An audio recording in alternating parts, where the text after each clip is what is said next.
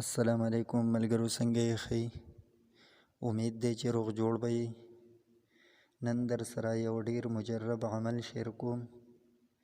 هغه عمل د ډاکوانو او د غلو نه د حفاظت لپاره دی.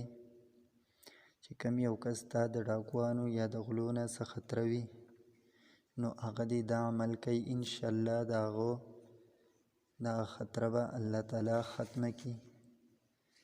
اول طریقه کار یې دا دی چې د ماسوتن مانځه نه بعد به 3 پیرې درود شریف اول او آخر کې ووایي. د هغې نه بعد به د قرآن کریم د آیات قل ادعوا الله او ادعوا الرحمن ایما تدعو فله الاسماء الحسنى ولا تجهر بصلاتك ولا تخافت بها وابتغ بين ذلك سبيلا وقل الحمد لله الذي لم يتخذ ولدا ولم يكن له شريك في الملك ولم يكن له ولي من الذل وكبره تكبيرا.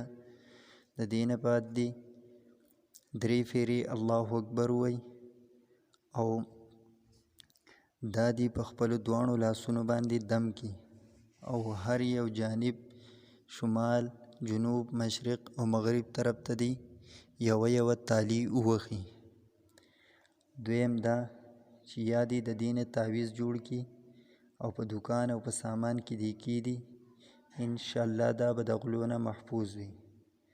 دویمه طریقه دا ده که چېرته یو کس ته د دشمن د طرف نه څه دمکي میلاو شوي، نو هغه دې د دې ډېر زیات ورد کوي، حسبنا الله ونعم الوکیل ونعم المولا ونعم النصير، نو دا به د دشمن د تکلیف نه محفوظ وي.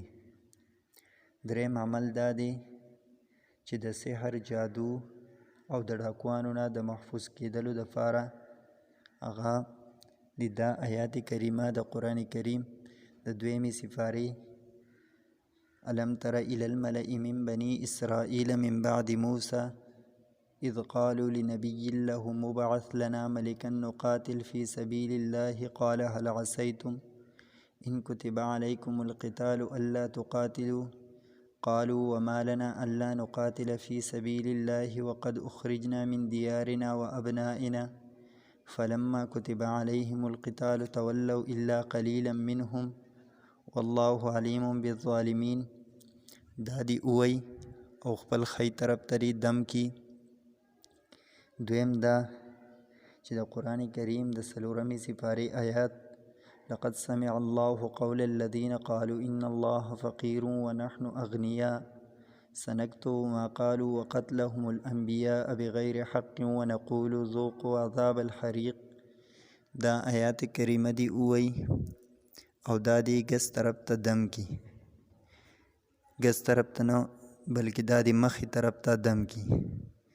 دریم دا د قرآن کریم د 5 سپارې آیات مبارکه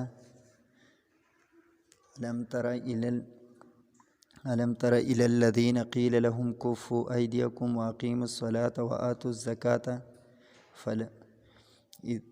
الزكاة فلما كتب عليهم القتال إذا فريق منهم يخشون الناس كخشية الله أو أشد خشية وقالوا ربنا لم كتبت علينا القتال قل لولا أخرتنا إلى أجل قريب قل متاع الدنيا قليل والآخرة خير لمن اتقى ولا تظلمون فتیلا.